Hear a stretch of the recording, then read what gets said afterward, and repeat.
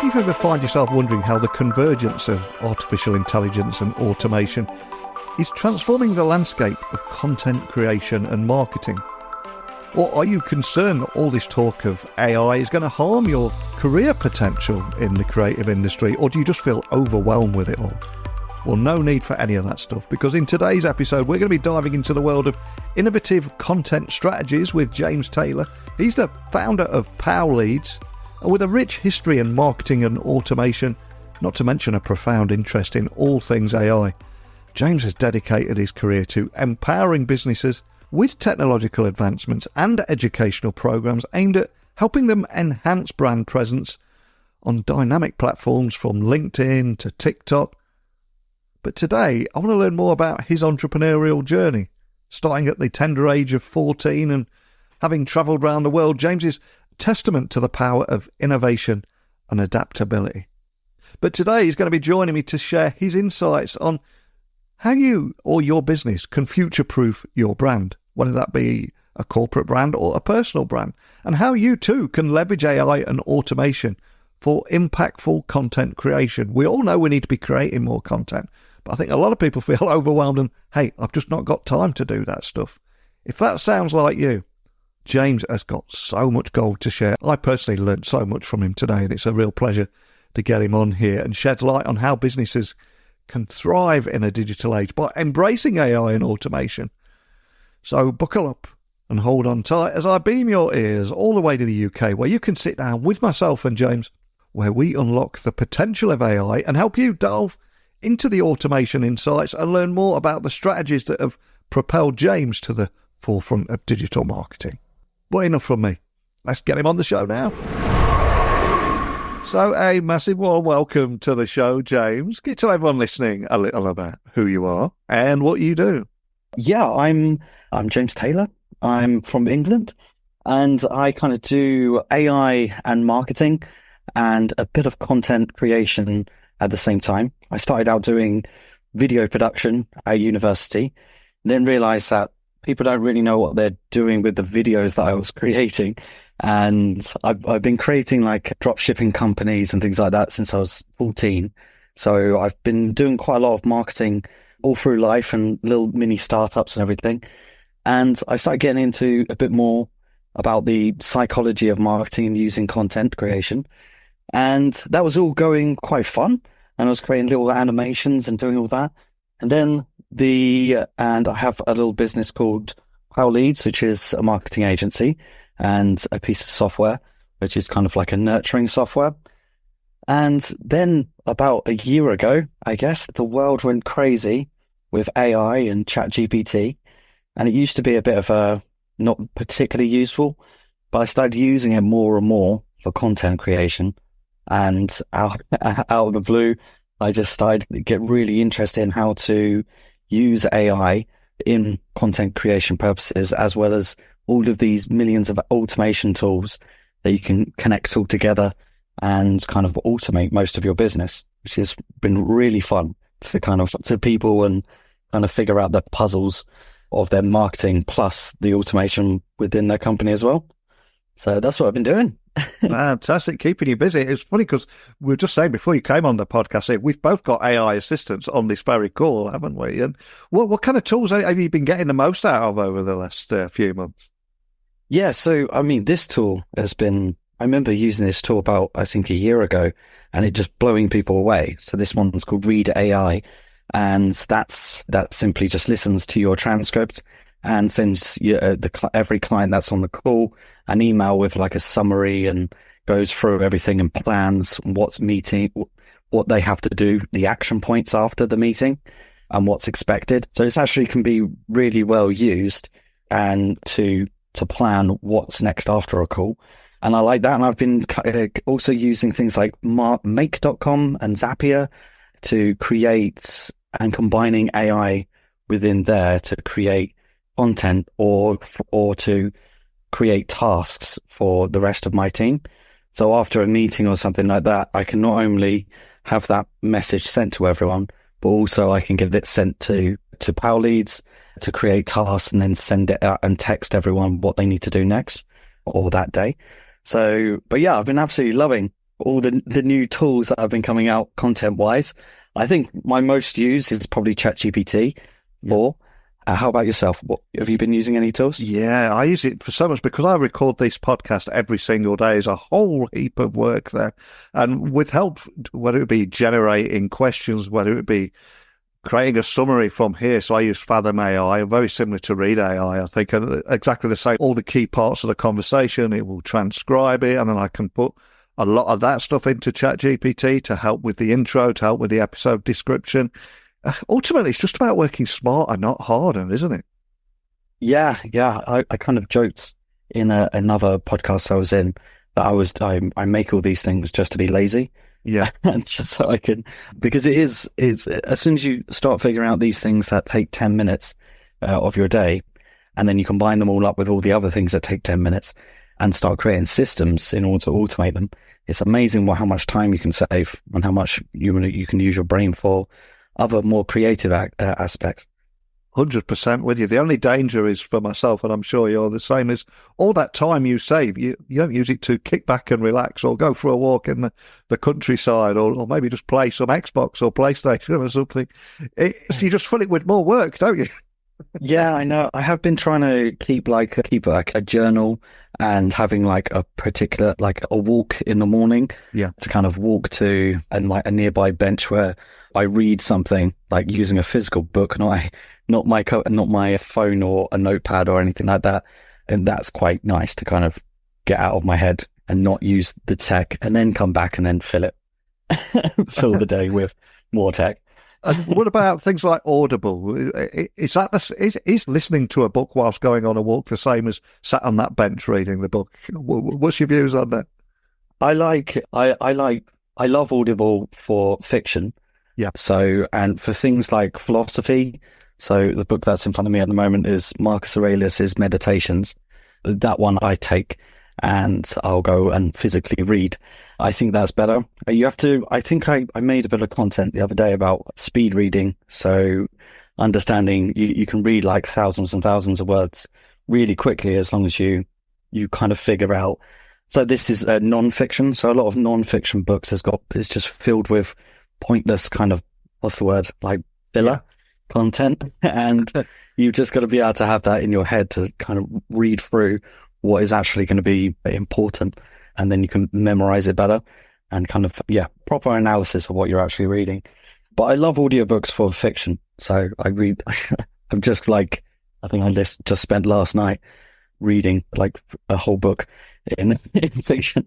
So I think it's important to kind of jump between those two. I think fiction and non-fiction. Don't just read loads of help books, self-help books and everything. Throw in some old philosophy and fiction there, I think, as well. Yeah, 100%. I think it's The Monk Who Sold His Ferrari is my soundtrack to my dog walks in the morning as well. I'll recommend that one. Have you heard of that one? I have heard of it. I have heard of that, and I haven't got around to watching that, listening to that yet.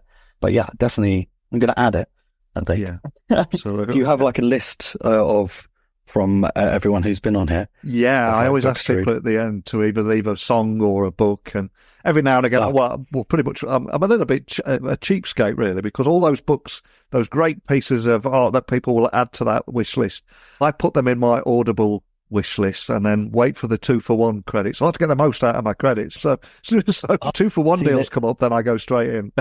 See, there's a trick. If you buy the Kindle, so if you pay monthly for the Kindle thing and pay monthly for the audio thing, you can buy the book. You get the book as part of the Kindle deal for free. And then as soon as you do that, then you go back onto Audible, and then it's like £3 for the audiobook. Yeah, it's a weird little trick that I didn't realize that was there until only recently. Yeah, so it's really good to keep reading and keep your mind going, and to kind of step away a little bit from all the technology and everything. But it's still amazing. I still love tech every single day. Yeah, me too. And obviously you're a guy, we were talking before we started recording, so you've been traveling all around the world, and there's a bit of an origin story and backstory there. So can you share your journey that took you from the world of marketing and into automation, and also how you pivoted towards AI? Because I've got a feeling there's a story there too, right? Yeah, because I started with animation. So, sorry, I started at uni doing testimonial videos and those kind of to camera stuff. And I realized I'm not very good at that. So I actually got better at animating things on my own. And then again, I ended up realizing that I was staying indoors a lot. So this was before the pandemic, and it was cool to work online, well, not go to have an office or anything.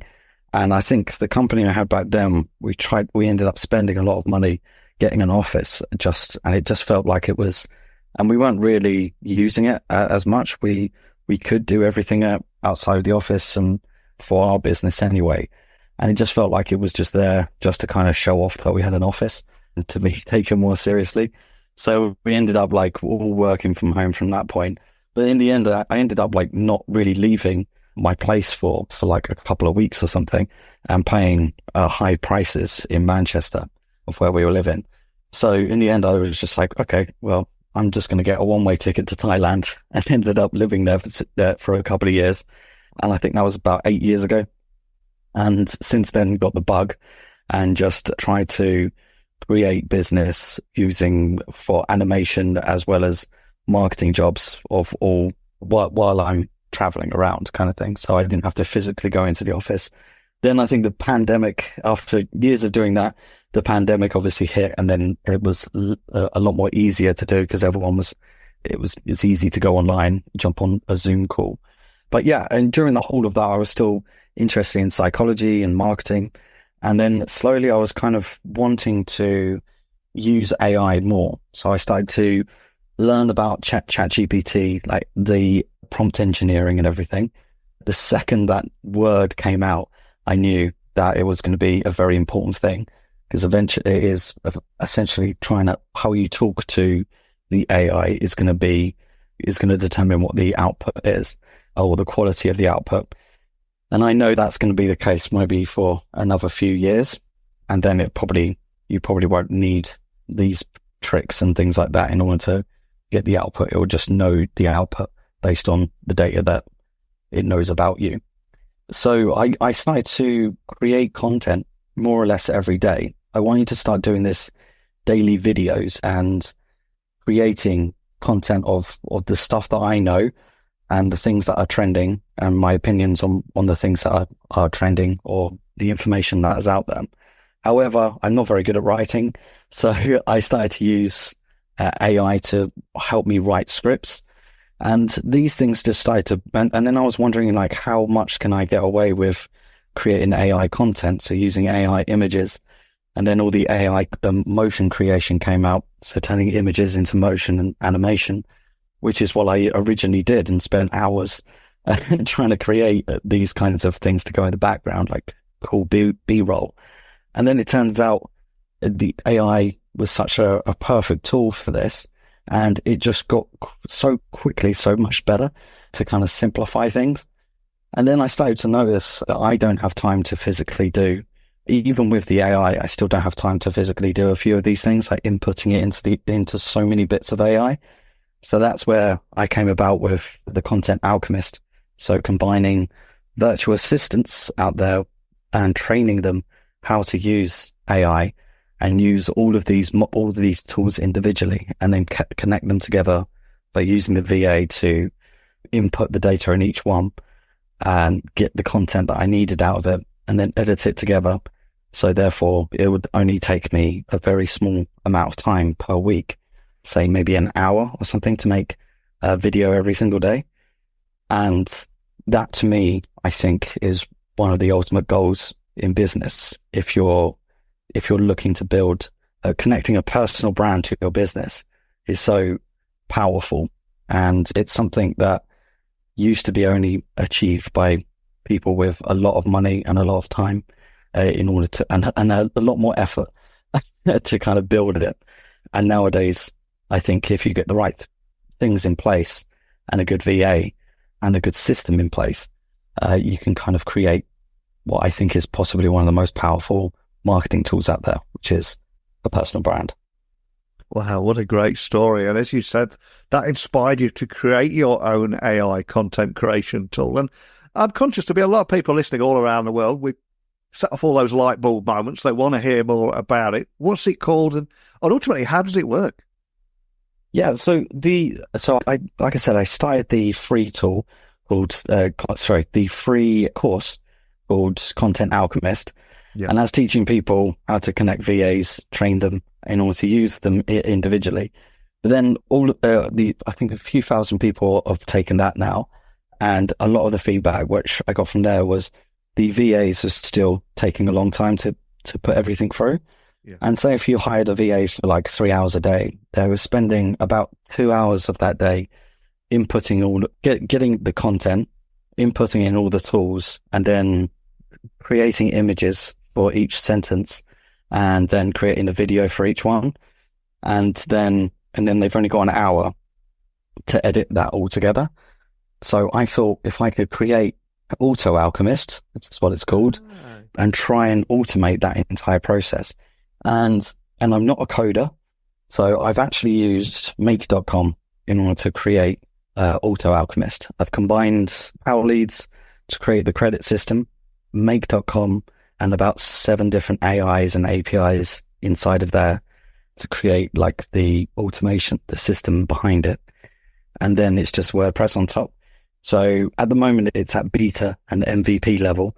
However, I found it more of just a fun thing to kind of make on my own in like 3 weeks during dry January, that month we have nothing to do. So I just spent hours kind of just putting it all together. And then more and more people have started using this Auto Alchemist to kind of create. So what you can do now is basically you can go and find like a blog article, something that's trending in your subject, or a fellow YouTuber or a TikToker, and you can use a couple of tools to just grab the transcript.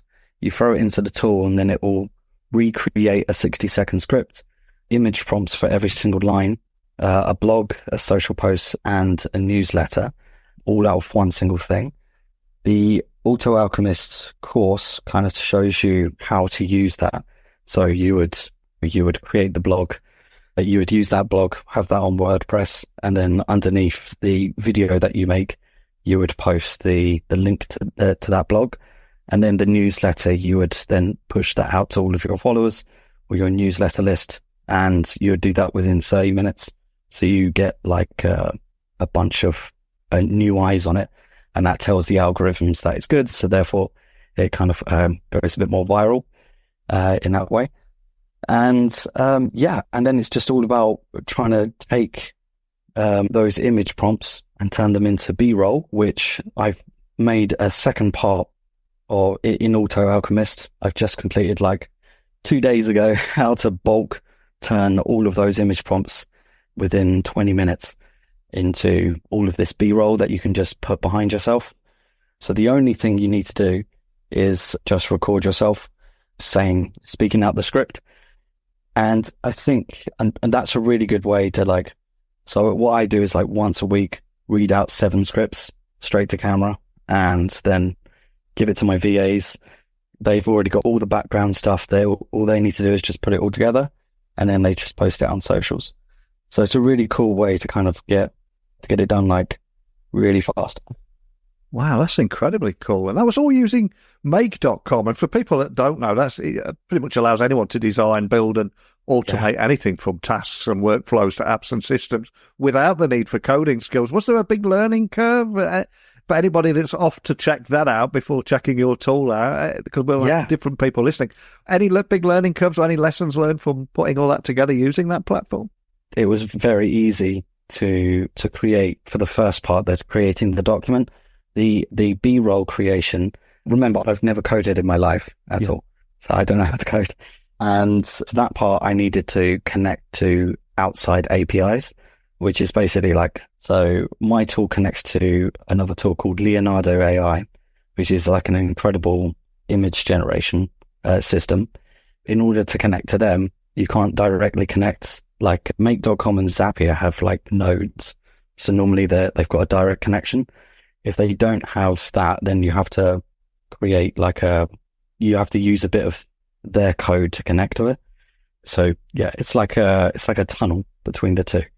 And that did take a bit of playing and messing about with and trying to get like timings right. And sometimes there would be like someone would input like a negative prompt. Sorry, they would input something negative, like the word dead. And then Leonardo would come back and be like, you can't put dead in because we can't create pictures of dead people or anything like that, or celebrities. So that would create an error. So therefore I'd have to then go back and then get and have another AI and another like AI talk system to kind of look through all of their scripts and their images to kind of determine whether or not this is going to be errored or come up with, to delete anything to do with like dead or celebrities before it gets into my system. So I think the fun part about that is it's using AI in order to improve something very simple. So say if you went to Zapier now and you wanted particular emails to be sent to you via SMS or to even be condensed, then put through 11 Labs, which is like an AI voice simulator, and then sent to you via SMS as a audio track. You could easily do that in Zapier, like very quickly, and in make.com, which is kind of crazy. So that's like automating something that might take you 20 minutes of the day and then just having an audio thing. So you wake up and instead of listening to your podcast, you might play that for 5 minutes. Yeah. And that gives you an overview. So there's so many of these little tricks that you can make within like make.com and Zapier. It's incredibly cool. I've been telling my clients for years that the best thing to do is repurpose content to get more. A video, you can strip the audio out and create a podcast. You can then strip the transcript out, create a blog post, a newsletter, social posts for quotes, for Instagram, video clips, audio clips, all that stuff. And I know this all too well, but as someone that records 10 interviews a week, it blows my mind just trying to even think about doing that stuff. And what you're doing here and how you're automating that, it's certainly got my attention, and I'll be checking it out. And if I zoom out for a moment beyond myself and what I'm thinking about, how do you see AI and automation shaping the future of content creation and ultimately brand building, whether you're an entrepreneur or an individual or a small to medium enterprise or huge enterprise, come to think of it? I think everyone is going to end up having a kind of personal brand. I think it's become so much easier for everyone to start creating their own personal brands and connecting it to the businesses that they own at the moment and the businesses they might be a part of in the future. I think that's a really good way as well for getting employed. I've been definitely offered a lot of jobs since I've been starting to create consistent content. So it's another route there.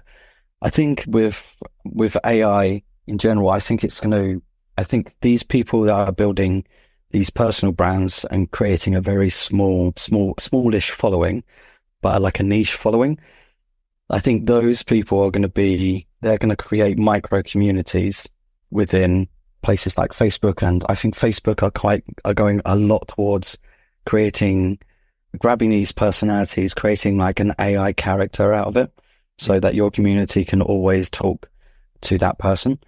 So I think there's a lot of new tech that's coming out at the moment whereby I think there's like a pin or something like that's coming out soon, which is by the same developers that creates the iPhone. And it's essentially like a little Alexa that follows you all the time. But it purposely records everything, like every sound and everything you say. I think you can obviously turn that off, but having the ability to kind of give you a summary of the day, like a journal, and then compile all of that data, all of that information, and then create almost like an avatar of yourself as that other people can go and talk to and get advice from. So say, for example, everything that you said on here, Neil, throughout the years, if you compile all of that together, you can easily make a book. And that's what a few AIs it's quite easy to do that at the moment. So you can compile all the podcasts that you've been on, all of your previous books, and make like a super book. But I think what will probably most likely happen is everyone will start going towards avatars. So you would, instead of having a book, you would sell almost like an avatar that can kind of work. So someone could work the AIU can kind of work for a small community of people, and they can ask it questions about that's around one particular subject they know everything about. So I think there's going to be a lot of those quite niche avatars kind of popping up soon. I think that's going to be quite interesting. That's incredibly cool. And I must admit, because we're approaching 3,000 interviews on here, and when I look back at some of the huge names that we've had on here, such as William Shatner, Gary Vaynerchuk, etc., I do think I'd love to create a book of some of those best moments and some of the biggest takeaways from those biggest names. But let's be honest, wading through 3,000 interviews is never going to happen. What are for anybody out there that may also have a podcast and want to do the same thing, what are the ones that you've seen out there that will allow podcasters, for example, to create their own book through AI? Is there anything that's caught your eye?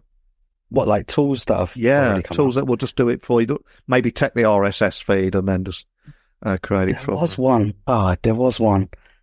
I can't remember it now. There's a few tools for podcasters that allow you to take all of the recordings, like say on here, for example. Yeah. And say if we were using video, it would also record those and turn those into shorts. Yes. So you would have audio shorts and video shorts. And I think it auto creates summaries of different things. You can even do things like, I think there's a podcast matching service. So it would match two people that have a podcast and want to cross market, or a person who is looking to get onto a podcast with you. And then it would auto make those questions based around the LinkedIn profile or the latest content that they've created. So I think there's a few of those. I think there's an online platform called Meow, which does like micro networking. So like 4 people together. And I was on the phone to the creator of that, and I said to them, that would be such an amazing little thing if they could add an almost like an AI to determine the most interesting questions to ask each one of those people.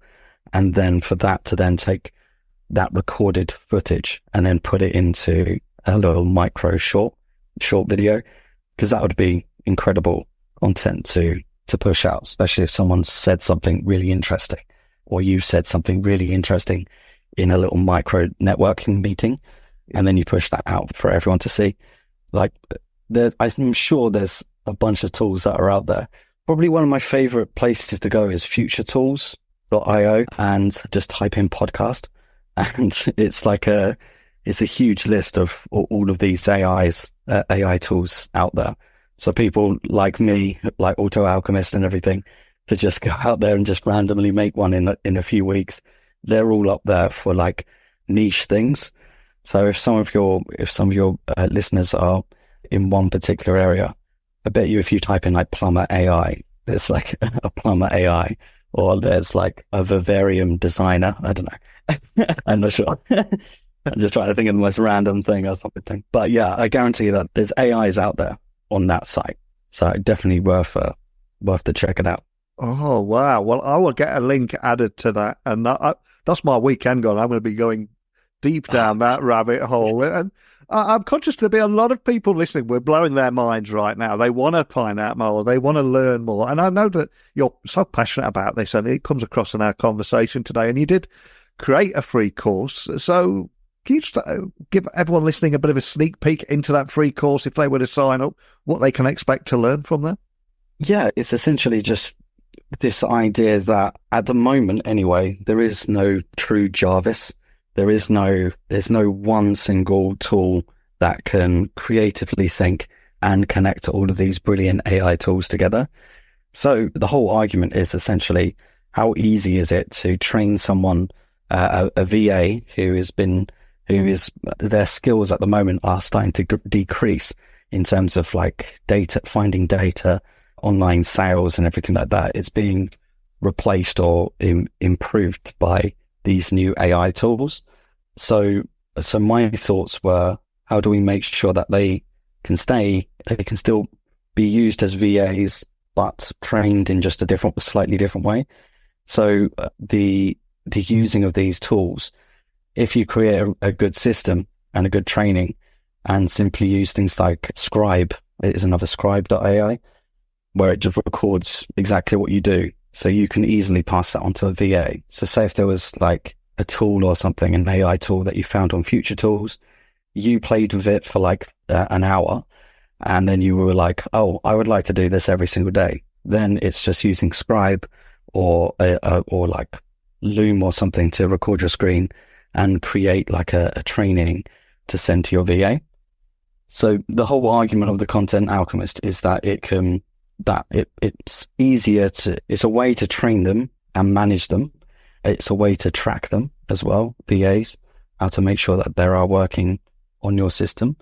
But also it's about how to get into recording yourself online. So there's a whole section in there about how to record yourself, what tools to use, using teleprompters or on your phone, using CapCut, and how to edit things directly on your phone, or to get your VA to take that little teaching and for them to do it. Because I think, I'm not sure if I said it. I think I said we said it right at the start.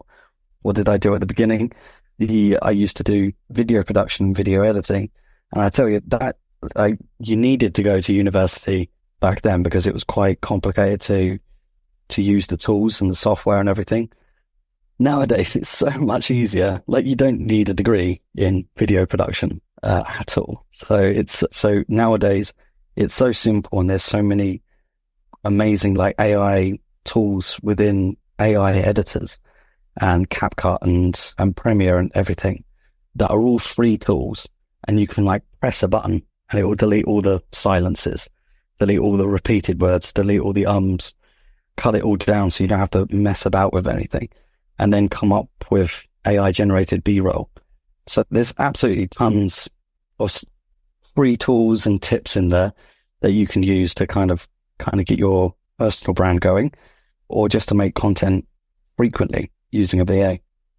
Yeah, for me, it's really lowered the barrier of entry to creativity. And for too long, we've almost put certain people on a pedestal that, oh, they're the creative people and everyone else isn't. And it's completely untrue. You go around any classroom in infants or junior school, every kid in there is creative. It's almost like we lose it as we get older, or convinced that we're not creative. And I think a lot of that might be down to that creativity depends on, do you have the money? Do you have the time? Do you have that money for not only the education, but for also, let's say, an Adobe Creative Suite? And even if you can afford the expense of that, you need hundreds and hundreds of hours of experience getting to grips with all that. And suddenly you've just removed that barrier, haven't you? Yeah, it's definitely, I think AI tools and all these tools that are removing barriers just allows you to play more, and play equals better creativity. I think we decrease our creativity because we're not allowed to play, because there's too many of these barriers up. So all these AI and new tools that are out to make it easier, there's less barrier, more play, which means that we can be creative and we can play about with new ideas and new tools. Like me building this Auto Alchemist thing, I can't code, so that's a barrier, right? Yeah. But after playing with it for, I think, a couple of days or something, and just making something for myself. So I suggest for everyone to go and just make a little thing for themselves, add in ChatGPT into it, and just see if you can make just something little for yourself, and then make something small for your clients to improve your service a little bit, or create a lead magnet using these. So using something like Formwise AI, they fill out a couple of lines. You ask them a couple of questions in a form, and then it outputs a little document. It could be like a marketing strategy or a calculator or something. But and then just go and give that to your clients for free and see the reaction. If it's useful and of high value to them, then you can start looking into the next stage, which is doing like what I did with Auto Alchemist, make like an MVP with a bunch of forms and kick it out there. Again, having a free side to it. And then eventually, when there's a lot of people and you've got a lot of data behind it and a lot of feedback, then you can start looking for founders and seeders and the startup funding. And that will be my next plan, to kind of get like a real developer, one of those people that can actually code, to come and make it prettier. So that would be my next. But fundamentally, the back end is all just create and make. So go play. I say. 100%. I think that's such fantastic advice. Just go and play. If for years you've felt like you can't code, you can't use the Adobe Creative Suite, you're locked out of that world, just banish that thought for a moment. Go play, see what you can create. And let me know on this podcast if you've heeded any advice that we've talked about today. And let me know what it is that you've created. But we will have some people, and we've all been there. We've doom scrolled down our phone. AI is replacing everything.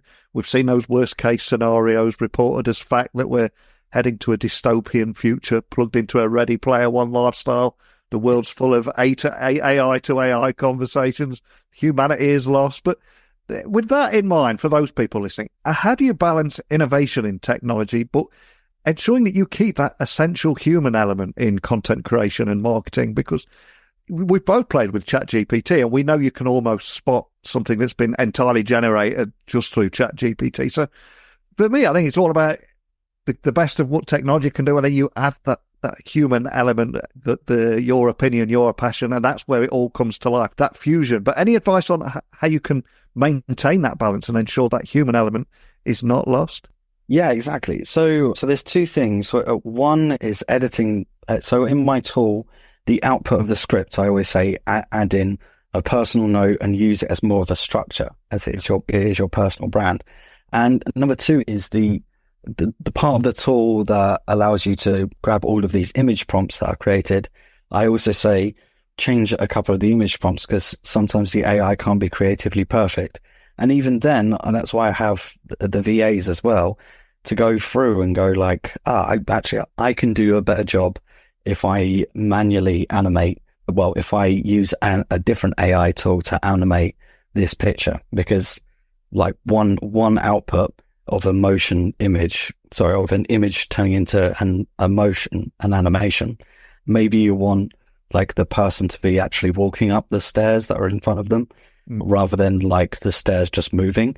So in that case, you'd need that's where you have like a VA, or we call them content alchemists, to physically go in and go like, oh, we're going to go and improve each one of those images and put it through a different tool, which is called Runway, which is a bit more higher. You actually have to figure out what you want to move. So you need to use your human brain and human creativity to make that work. However, there is more and more stuff coming out, like Sora is going to blow everyone away, and already has, I think. So yes, seeing the creativity in there. But I think a lot of it is also the training. So it's going to be creatively using your human element to train it with the right data and the right examples. That's why I say in the future, those pins and everything that record everything you say, or takes every podcast that you've been a part of, to really understand how you talk and what you say, what kinds of words that you say. It will use that completely and ultimately to make something way more like what you would say and what you would make. Because at the moment, like I'm sure, have you ever tried using ChatGPT to like make your script, and it will just come out with so many buzzwords? Yes, I keep adding certain words to my custom GPT to stop using. There's just visionary, poise. I don't know. Each time I add it to the little list, in future, don't use these words. I'm determined to get rid of them once and for all. Yeah. Eventually, I think with ChatGPT 5 coming out, 4.5 probably around the corner, the context windows gets bigger, and I think that will drastically improve. I think Claude at the moment is actually pretty good at creating scripts and to get rid of a lot of those buzzwords and to match the context that you've given it. I think Claude has actually started to become a little bit better, but I think it's only one more month away before ChatGPT release some. I've been reading a lot about Claude on Reddit over the last few weeks, and I've not given it any time yet. How would you compare the two? It's for different tasks, or is one better than the other? What have you found from using it? I found that Claude's better for outputting blogs. Yeah. And like I said, getting rid of buzzwords when you tell it to, but it's not very good at creating image prompts and things like that. So it's not very good at, say, if you took a line of a script and then said create an image prompt based around that line, Claude would just go off on one and maybe it would make a very strange creative decisions. whereas ChatGPT seems to be a bit more relaxed and doesn't go too crazy with like impossible, overly complicated images. That just doesn't work. I think Claude is faster as well. So all of the AI tools at the moment, they're all trying to be as fast as possible, so that it's almost like instant. I'm not sure exactly why. I think they want everyone who's developing tools to have so you could have a direct conversation using a voice to reply to you. So a bit like Jarvis, like that. I think that's what everyone is trying to aim for. Like there's another AI kind of clip thing. I think it's called Rabbit.io. Yeah. I haven't fully got looked into it, but it's more of a, instead of a communication tool to like a large language model, it's a large action model. So it's like, it would record you opening the fridge, and then it would record millions of people opening their fridge and try and figure out what is on average in their fridge. And then you could say something like, what shall I cook tonight? And then it would know, it could take a picture and figure out what each individual thing is and then come up with it. But the whole point of doing that is they need to speed up the reply to be almost instant. Otherwise it's pointless, because it's not very useful if you open the fridge and you've already figured out exactly what you can before the AI can. That's not particularly useful. Oh, wow. We've given me so much homework today. But for anyone listening that just wants to dip their toes in the water, is there any advice you'd give to anyone listening, no matter what their background is, that are looking to start their journey and experimenting in AI-driven content creation? Any tips that you would offer to that person listening? I think what we said earlier, like go and play, I think is one of my favorite things to say, because that is essentially how I've got to where I am in terms of my understanding of everything, is simply to go and play with it. Get one of those timers. Have you seen those timers that you get on Amazon? Yeah. You can like just press it for 20 minutes. Just spend 20 minutes just writing down your daily, the things that you do every day, the small things, or just being mindful of exactly what you're doing each day and noticing that, oh, this is actually taking me a long time. I would go on make.com and Zapier. They've actually got an AI in the bottom right, so you can literally just say, I'd like to connect my email and do this and this. And then it will respond and create it for you.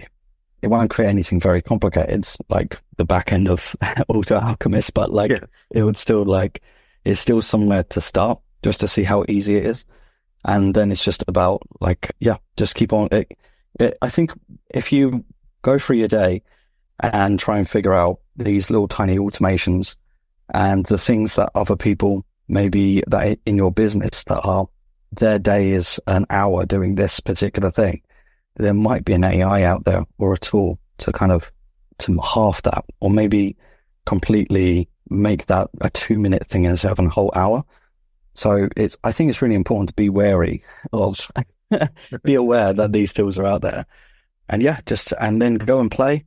Go and have some fun, and have a go, build something. I think that's the perfect moment to end on today. But before I do let you go, at the very beginning, I was talking about how I always ask my guests to leave everyone listening with one final gift. So my question here is a song for our Spotify playlist or a book for our Amazon wishlist. What would you like to leave everyone listening with, and why? Let's see.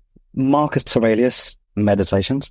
Yeah. I think. And I think a song, 15 Minutes of Fame by Tim Minchin. Oh, nice. I like it. An eclectic mix there. That's absolutely brilliant. And for anyone listening wanting to find out more information about you, the course we mentioned, how they can contact you, your team of VAs or whoever, what's the best starting point for everything?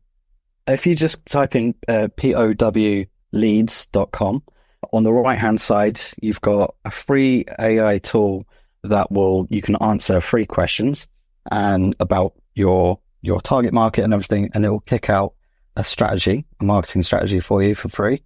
And then at the top of that, there's a learn button. You'll see a link to the free course, which is the Content Alchemist.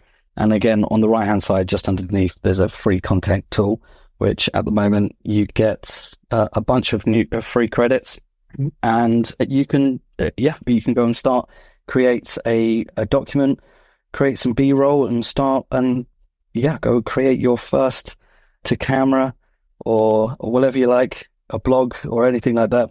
You can create it in like about 2 minutes.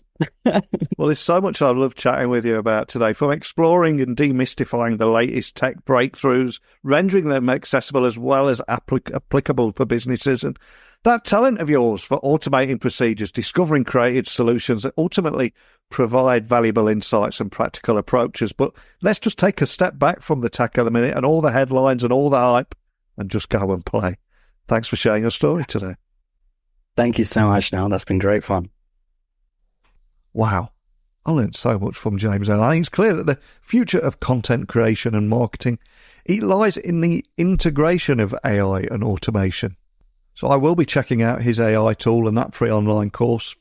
One of those episodes as well, I found myself furiously making notes of all the tools that he was mentioning. So I will try and include some of those links in the show notes where over on my website. If you go to techblogwriter.co.uk, go to podcasts, find today's episode. I'll try and put links to everything that James mentioned because there's quite a few tools that I'm going to be checking out. But before we part ways, let's ponder on how we too can contribute to the evolution of content creation and marketing in our own fields. How will AI and automation help you shape your strategy, create more content? What steps will you take to ensure your brand remains on that cutting edge? As always, techblogwriter@outlook.com, Twitter, LinkedIn, Instagram, at Neil C. Hughes. I'm the easiest guy in the world to find. Don't just hit follow or connect. Send me a little message. It'd be great to hear from you. Because remember, this dialogue doesn't stop here with me sat in a room on my own talking into a microphone. I'd love to hear your vision for the future. But that's it today. I'll be back waiting for you in your podcast feed nice and early tomorrow. But thank you for listening today, and until next time, don't be a stranger.